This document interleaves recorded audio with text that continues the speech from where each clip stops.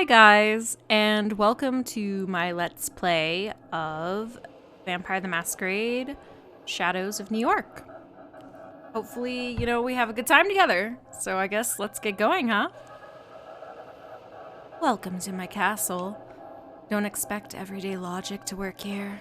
It went out of the window sometime after midnight, maybe earlier. My kingdom is not of this world, you see. It lies far outside of concrete, tangible reality. I've tried to identify the way people reach it, and I'm convinced it has something to do with the moon. Some say the moon's aura can turn them insane. You've heard the phrases moonstruck and lunatic. The way I see it, moonlight gives them some subliminal permission to reveal their true selves. And so, whenever they let the silver radiance guide them to the gates of this place, they feel different. Once they pass the doorstep, they're ready to act out. A dance of horrors and marvels begins. It's 3:31 a.m. Welcome to Big Beat Burger. If you're here at this hour, you're not exactly readying up to be a productive member of society come tomorrow morning. More likely, you're praying that the sunrise never comes. Insatiable children of the night gather round, hoping to bask in the afterglow of tonight's victories. Unwind after a frustrating series of failures, or simply fight to keep themselves together. Meanwhile, I'm just sitting here greedily reveling in every interaction they have. They have no idea they are only here for my amusement. To them, I'm just a random girl sitting in the corner. But this is my domain. I've been coming here almost every night for years. I know where to sit, where to look, and where to eavesdrop for maximum amusement. I'm basically a voyeur, and unashamed to admit it. It gave me insight about the human condition I'd never otherwise have gathered, and more importantly, a necessary skill set to make ends meet as a journalist. As I write on my crappy old laptop, patiently waiting for the legion of negative voices in my head to get too tired to offer useless feedback, I keep my senses peeled to pick up stories around me. Of course, a lot of regular events such as food fights are nothing to write home about, aside from my unfortunate tendency to become collateral damage in someone else's battles. Up to this day, I've had to wash my clothes because of Coke, Diet Coke, hot coffee, apple pie, and some sort of, impoverished honey mustard bomb. Every stain tells a different story. Sometimes this hobby is exhausting. Sometimes it's disturbing. Sometimes it's dangerous, although not as risky as back when I wasn't carrying pepper spray. Still, the sights I've taken in over the years here have made it absolutely worth it. I've got so many stories, I don't know where to begin. Theatrical breakups, impromptu morning parties, unexpected friendships forged in the fires of senseless battle. A lady in a gorgeous Da Vinci dress ordering a box of takeout chicken nuggets, playing in cash with her hands completely covered in blood. She was asked if she wants a napkin. She said no. Two thirsty macho dudes shamelessly going forward in the corner. Hushed moaning filling the lobby while everyone around valiantly fights to act as usual and maintain an illusion of normalcy. A straight-up kung fu fight between a diminutive cashier and some drugged bodybuilder going through a psychotic episode trying to break all the windows. The big guy left the joint fully convinced he KO'd himself, while the service worker was just standing next to him. Seemed proud of his victory, too. A middle-aged hag getting a heart attack after screaming her lungs out not to let Muslims near her food, just because she saw a white girl wearing a hairnet behind the counter. A masked couple robbing the restaurant of 30 hamburgers, forcing the employees to cook at gunpoint. Police later said those were art students reenacting some hipster book they read. This is life. This is humanity at its worst and best. This is the noise that serves as the foundation for my creativity. This is the soma that keeps me going. This is... As pathetic as it may sound, these days this is the only place where I feel alive. Sometimes I think of myself as a leech, feeding on these people's stories, emotions, and personalities just because I'm not satisfied with mine. At times I think of my psyche as some kind of shitty post-mortem construct that is fundamentally incapable of honesty, but only yearns for something felt and truthful. Does this even make any sense? I look at the screen of my laptop, 3:47 a.m. At this point, I'm almost somnambulic. But nothing interesting has happened yet. Feels like all the customers are watching each other tonight, hoping for the others to provide a fun diversion. This is my turf, you parasitic douchebags. Next time, go find your own. Think it's time to call it a night. The coffee I always order so that they don't kick me out is undrinkable. I reread the rough draft I've been working on for the last 6 hours. God damn, this is pure trash. I hold the backspace button until the Google Documents page is nothing but a calm white slate and let out a sound of deep relief. There's no pleasure more intoxicating for a frustrated writer than ragging on someone even worse than them. And what target is easier than the dumb bitch you used to be 10 minutes ago? I check the time again. I need to go. I have an important meeting tomorrow at 10 a.m., and I have a hunch it's not going to end well.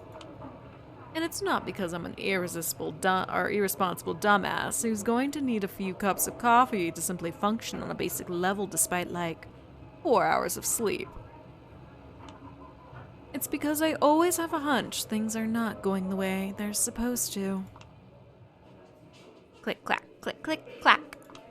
The loud clatter of keyboards assaults me from all sides, makes the splitting headache unbearable.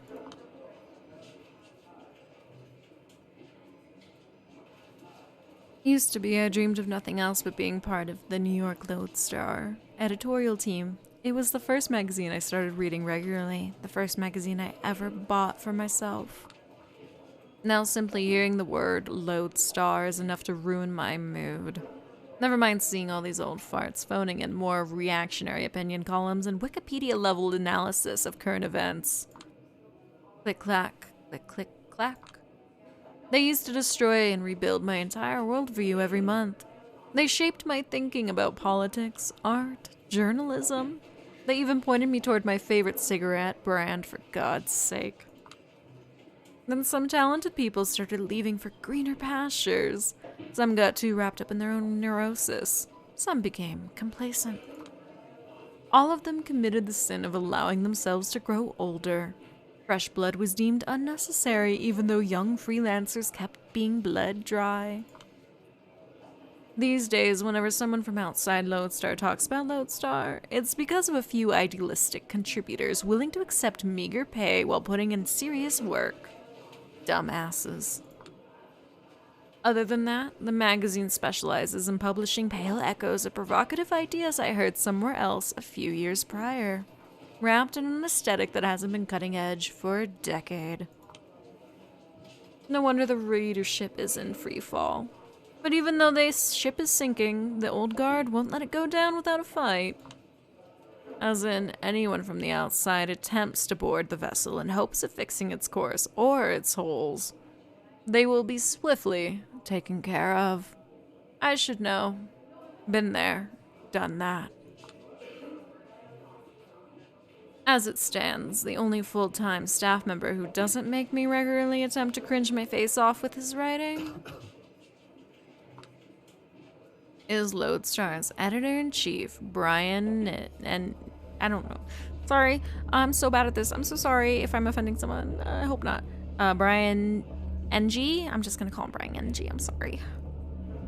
The man sitting in front of me right now. Of course, he only has time for editorials these days. A drop in the sea of needs. Managerial doodles. Managerial duties hit him hard. See, I suck at English too. It's the second time he lets out a theatrical cough like this. He said his piece, now it's up for me to react. And I'm coming up blank. Well, what do you want me to say, Brian? I'm pissed off. I can tell you've already made up your mind, but you still want to go through the motions just to make me feel listened to. Whatever. Let's do this. Let's see, what am I gonna do? We're gonna say this one. Now look, I know my article sounds like character assassination, but it's just because the guy gave me enough ammo to make him look like Swiss cheese once the story goes live. My sources are legit. They provided receipts for everything. They faced all kinds of injustices and are crying out for help. So why are you siding with a corporate shithead and not them? Your sources are not the problem here. I never said they were. You're avoiding the core of the issue. No, I believe I've pinpointed it in a precise way. If it were up to me, I'd greenlight the article here and now. We wouldn't be having this conversation. But you're killing the article just because some rich shithead told you he doesn't like it. Get real. This is not about some millionaire jerk calling me to make an offer I can't refuse. What is this about then? Because it looks awfully like... It's about my bosses telling me this outlet can't afford the legal action we have already been threatened with. So, millionaire interference. Oh, for crying out loud, Julia, don't make me treat you like a child. You know how this works. I publish your story, it's Thiel versus Gawker all over again. A lawsuit here, a lawsuit there, until we're bled dry. I have a mortgage, I have 3 months' mouths waiting to be fed at home. I'm an amazing team that doesn't deserve to be torn apart over some... Don't you think it's telling you mentioned your mortgage first? Silence. Just asking questions. I know better than to get into these empty semantic arguments with you, Miss Sawinski. You're good at them. Problem is, you're still not good enough. Meaning? You're too in love with weaving a good story and establishing a seductive narrative to let facts get in the way. You've got enough boring suits with no principles on board these days. They always give you facts because that's all they can do. I'm using facts as a way to approach some kind of truth. Except facts can blindside you, and Double Spiral has enough facts to water down your story to the point where it makes no sense to publish it. Their HR and BR are working overtime to deliver a convincing counter-narrative, and they're doing a great job. Won't mitigate the damage completely, but will put every little thing in question. Jesse Montgomery is a racist, a fraud, a sexual predator, and a downright satanic fuckhead. Julia. Let me say it again. Jesse Montgomery is a racist, a fraud, a sexual predator, and a downright satanic fuckhead. Do you personally believe it or not? This is not. You've listened to the tapes. You've read the transcripts. You've seen the documents. You've got the files. I'm asking for your personal opinion. Do you believe it or not? Click, clack, click, clack, click. Of course I do, but that's besides the point. It's not. Look, how about I just say it out loud and save us both some time? We're not having this conversation because there's an actual conversation to be had.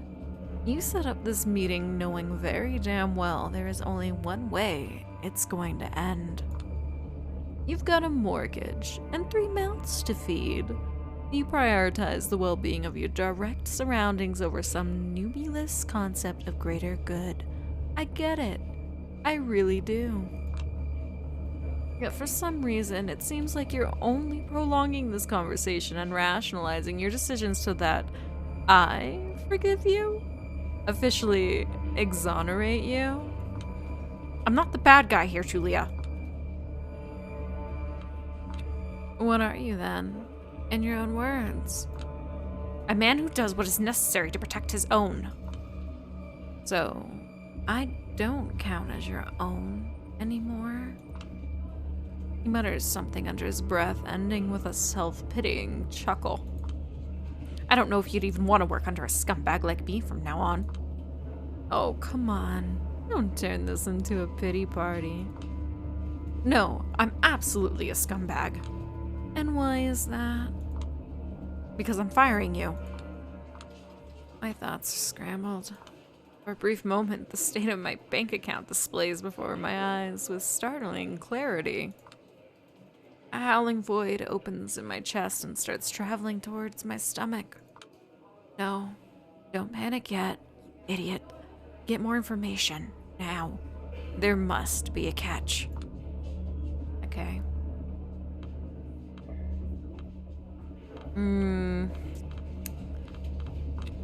Let me get this straight. Ever since we met, I've been working on stories and pieces no one else in your office would touch with a 10-foot pole. Constantly interviewing total nobodies, always busy traveling to the middle of nowhere or regretting my last trip, repeatedly ordered to clean up someone else's mess. Julia, all your long-winded spiels about how the disposable work is the most important work, and suddenly you only remember the disposable part? My feelings about the quality of your work remain the same as ever. It was vital. It kept the magazine going. I will always appreciate it. Then why would you threaten to fire me? I would never threaten you. It's a done deal. They've made their decision perfectly clear. They? What they? Who is this they? He glances left and right and then points upward for a short moment. When he speaks again, it's in a hushed voice. You know, big cojones. Can't really question them. And they wanted your head on a silver plate. He's not looking me in the eye. You're not joking. I never joke about stuff like this. It's real. Fucking hell, it's real. Damn it, damn it, damn it, damn it, damn it all to hell. All these years, all this grind, all my plans, and for what fucking asshole? You know I deserve better, and I always deserve better. And it always ends with me going down the drain back to the sewers. Fuck. No. You deep breaths. Don't lose the plot now. Keep yourself together, you idiot. The moment you show weakness, they go for your throat. Get back in control. You can't do this. I wish I didn't have to, but it's a lost cause. No, I mean it's impossible. Julia, you can't fire someone who's never been hired in the first place. It takes him a few seconds to put on his "oh, I get it" face, let out a troubled gasp, and start massaging his temples. Lodestar has been my biggest source of income for the past few years. That much is true. But technically, nobody has ever hired me here. It was all freelance jobs. A full-time position only served as a kind of dangling carrot. A promise of a decent pay grade, career perspectives, maybe even some kind of insurance to save my failing health. And the recognition I would get for being a part of the Lodestar team. A position that everyone around me seems to respect aside from me. And why did I want it so much? There will be time to mourn what could have been. For now, I should act like I don't care. You know what I mean? If I let you work even under a fake name, it would be a guillotine for me. This is ridiculous. You know I'm going to start shopping this story around the second I leave this room, don't you? Of course I know. I told him. Any response? Let us worry about that. Well, that doesn't sound ominous at all. Click, clack, click, clack, click. I do wonder if I could get accustomed to one of these loud mechanical keyboards some people here love to use. Whenever I did my work in here, I was still expected to bring my own crappy laptop and sit closer to the lobby. Always on the outside, no matter how hard I try to break in. A vibration in my back pocket feels like a bad omen. I decide to ignore it for now. I've been working on this fucking story for, I don't know, 16 months, on and off. I know. You kept cheering me on. I know. We have even agreed on the pay I'd receive. I know. In 2 months, I'm behind on my rent. No, wait, 2.5. I catch him off guard. He's momentarily taken aback and then gives me an empathetic stare. Don't you look at me this way. You don't have the right. I didn't know. Well, now you do. Look, if there's anything I could do to help. If you can't tell your big cojones to fuck off, I don't think there's a single... Julia. I pull out a smoke and light it up. I get back in control. Please, don't do that. There's a smoke detector here.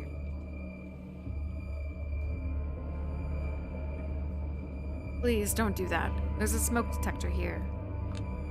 No worries. Nick turned it off a few weeks ago. Probably the most creative thing he's done in the past 5 years.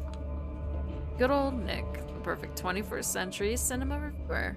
Never has an original thought of his own, just relies on his purely algorithmic taste to stay likable. And the best thing is, it works. Funny, I used to dream about his job. It was Brian who killed this dream, making me realize Nick won't be unseated anytime soon, and offered to teach me the ways of an investigative journalist instead. Wasn't the career I ever wanted to pursue, but to my dismay, I turned out to be surprisingly good at it. Until this Montgomery thing happened. Serves me right. Lesson learned. Should have pursued my dreams instead. Stop it. Nicholas is a good friend, a respected critic, a member of my team, and put out that smoke. People tell me I let you step all over me. Why do I even let you act this way? Because you once told me honesty is more important in a mentor-student relationship, and that it works both ways. Because I thought we were friends. He bites his lip and stares sideways to avoid my eyes. At the end of the day, bosses aren't friends. Must have a terrible mentor if I didn't even teach you that. Oh, no, you're not getting off the hook that easily. You're still my mentor, and I will make sure you take responsibility. You're getting rid of me. At least point me in the right direction. I need to get my shit together fast, and I can't do it on my own.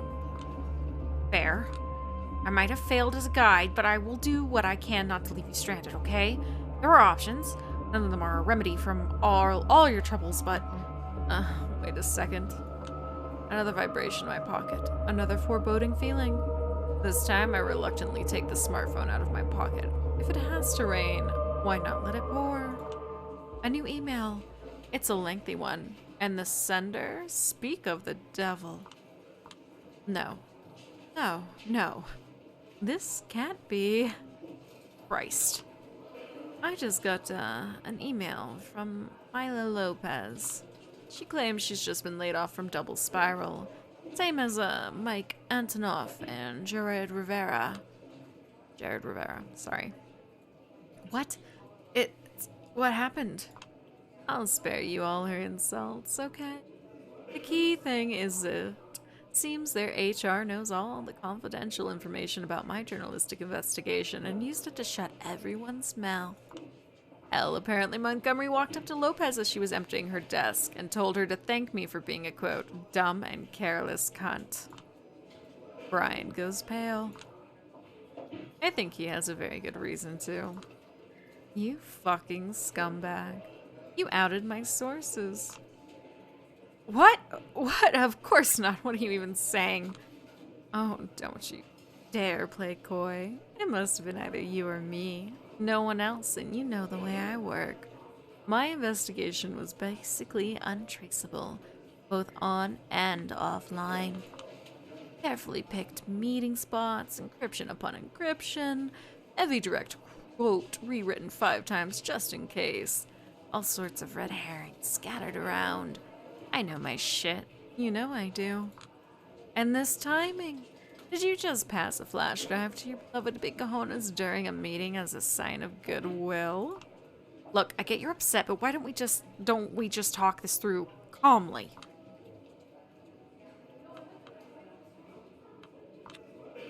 Fury takes the wheel, and I'm just here along for the ride. I can't do anything about it. In a deranged way, realizing you're just a passenger in your own body feels liberating. Let's just see it all unfold. Calmly. Fuck you, Brian. Julia! I've been paranoid for months and months, acting like everyone I didn't know was an assassin or a corporate spy. I know I haven't messed up. Not in a way that would implicate all of them. You goddamn. You thought you could get away with this? I haven't done anything improper. Don't push the blame on me. So what? You're claiming it's my fault. Because you're never the guilty one. It's always the bosses, the economy, the obligations you have, and now me? You're being silly. Quit with this martyr bullshit. Calm down or I'll have to. You immoral shithead. You motherfucking. Calm down for God's sake. And so it goes. I yell out a lot of words I wanted to say for a long time, but held back.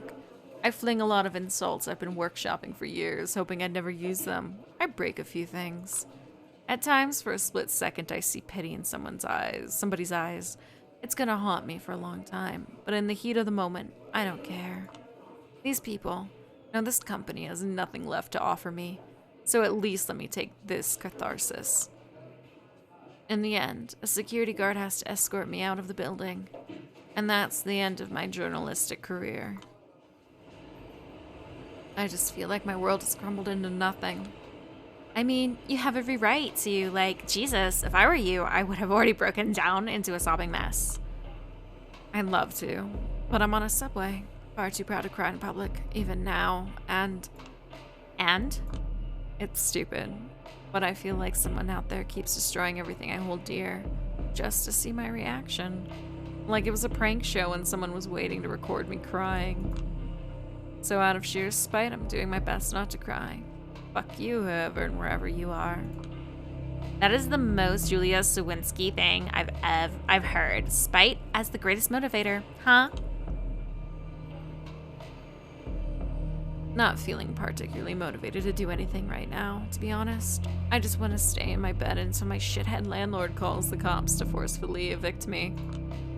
Not surprised. Shit. I know whenever life decides to fuck you over, it's always one thing after another. But this is too much. How much is too much? Let's recap this last week of June 2019. I've been kicked out of my job. Well, not that I've ever been hired, so let's just say my mentor broke every vague promise he ever made to me.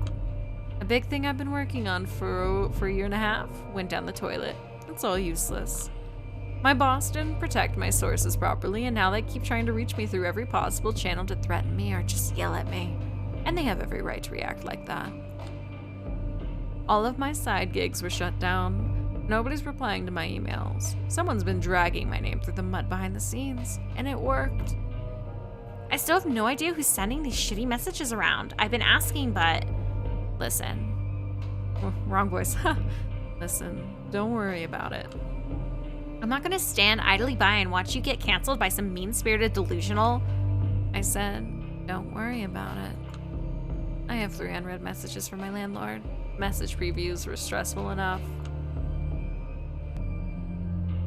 A call came from Chicago.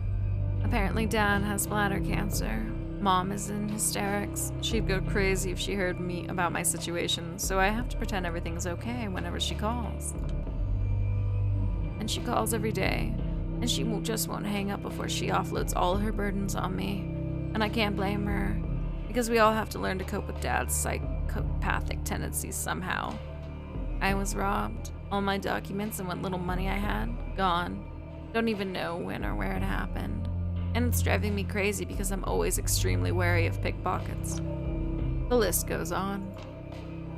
I don't want to sound paranoid, but it really feels like a concentrated attack. Paranoid is good.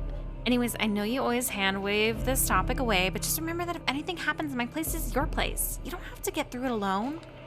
I do. I've been a trouble magnet, and as self-centered as I may be, I don't want it to affect you. I know. Listen, I have another call. All right. Just call me if anything happens, no matter how dumb it is, okay? It seems okay? And swing by whenever you can. I will. Thank you. See you. I put my phone away, exhale and blankly stare in front of me. Christ. I glance at my reflection in the window. Just look at this idiot. Whenever the situation requires me to dress formally, I still feel a bit like a child cosplaying as an adult. Should have just followed the dress for the job you want advice and continued dressing up like a trust fund kid who keeps partying on Brooklyn rooftops for years without a care in the world. It's only after a while that I realize the car is empty. Unnaturally so. I start to feel uneasy, but someone enters my peripheral vision. And that's the last thing I consciously register. The world dissolves. When I come to, I'm out of the subway, standing in a back alley I don't recognize. It's pretty dark. My eyes start adjusting and I try to figure out what happened. There's a gun in my hand. A faint silhouette at my feet. It's not moving. Somebody stands in front of me, covered in shadows. I can't fully make out her face, but she's staring at me with visible intent. She speaks. Her voice is raspy and androgynous, her tone hateful and mocking. Aren't you the nasty one? What is going on? Who are you? Don't play coy. My mind goes blank. I look at the ground. There's a body riddled with bullet holes, and I recognize who it is. Was. The corpse belongs to Mike Antonoff, one of the double spiral whistleblowers. My source. He was just threatening to get back at me a few hours ago. Before I can feel even the tiniest bit of compassion, I face a terrible realization. They will think I'm guilty. Oh my God. Am I guilty? How is this real? You have done something to me, haven't you?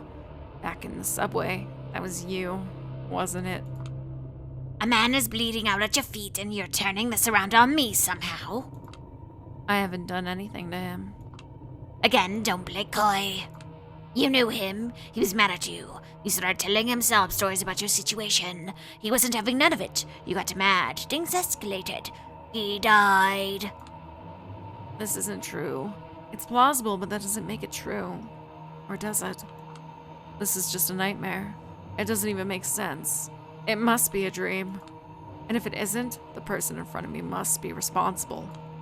There's a faint voice in my head screaming that it's her world and I'm just living in it. What the fuck have you done to me? Nothing yet, but I'll do what I can to get you locked up for life. This is a murder in the first degree with special circumstances. My detached voice and nonsensical tone only reassures me that this can't be real. I refuse to believe it is. Before I even manage to think this through, I point the gun at her. If I did murder him, you wouldn't be acting like that. You wouldn't be standing in front of me. You'd be running away, calling the police, begging for help, yelling that I'm a psycho. Oh, you are a psycho. But I'm not a coward. I won't let you walk out of here alive. This doesn't make a single lick of sense. Tears well up in my eyes. Why are you doing this? Because sometimes one has to confront what they're really made of. There's no two ways about it. She's gotta be nuts. Slowly but surely, she starts walking toward me. Stop right there, or I'll shoot. Go on. It's the only way you can get off the hook, isn't it? The only way you can survive. But you will definitely prove you are the monster I claim you are. What the fuck is this tone? So controlling, inauthentic, patronizing.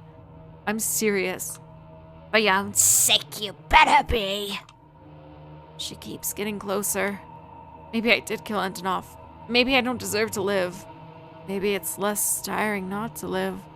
Maybe I should just let her take care of me. Maybe I will just wake up. Or maybe this insane reality needs to be rejected as violently as possible. Maybe a world that wants to destroy me deserves to be destroyed. She's right in front of me. It's now or never. I close my eyes and squeeze the trigger. A loud bang echoes through the alleyway.